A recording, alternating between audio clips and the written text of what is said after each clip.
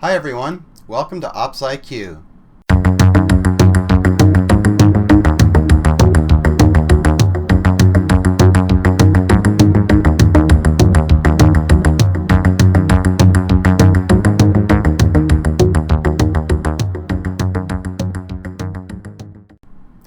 It's January here in North America and just after the Christmas season, and what I want to talk to you about today are holiday parties. I get a lot of questions from clients at this time of the year about whether they're worth it. I hate going to the party, I love going to the party, all this stuff. So let's have a look and see, are they really worth it?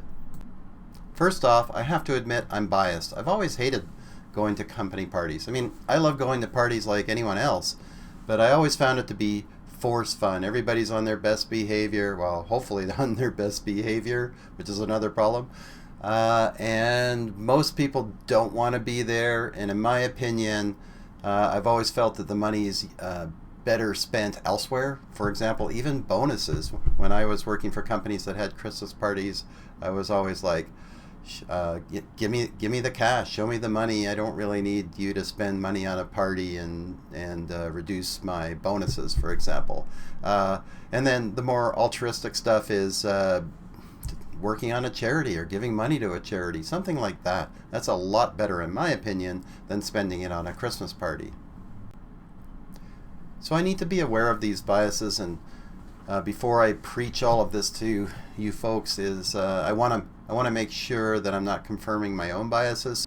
So what I do is I go out and I look for peer-reviewed literature and see what the science says, see what people have found by doing studies. And guess what? I couldn't find any studies that showed Christmas parties were either good or bad. There were a lot of articles, not peer-reviewed, but in the popular press, and they had titles like, how to hold a good party, parties make everyone happy, how to hold a good party, like the 10 steps to holding a good party, and on and on. But again, no peer review for these. These are just people like myself, their opinions. Maybe they're right, maybe I'm wrong, maybe it's vice versa. Who knows? There's no data to support either argument. However, unless somebody can lead me to peer-reviewed studies that actually show that parties are beneficial to corporations, then I'm going to stand by my bias, my opinion, that parties are really just a waste of time and money. There are too many negatives and, I don't know, no positives that I can see. Parties are expensive. The majority of people don't want to be there. There's legal issues, sex, alcohol, driving, all of these things are huge risk factors in parties. But some people would say, what about recognition at parties? This is where we give our 25 and 50-year rewards out. This is when we acknowledge performance by our team.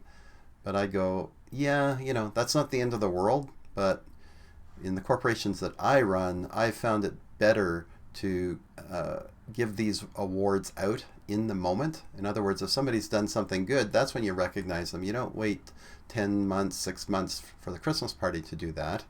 And the same with the 25 and 50-year rewards. Why not do it on the anniversary date? I just think it's not a good excuse to spend all that kind of money for that one reason alone. Then I hear, but Phil, hey, it's part of the culture. We've always done it this way. And I'm thinking, really? Part of the culture?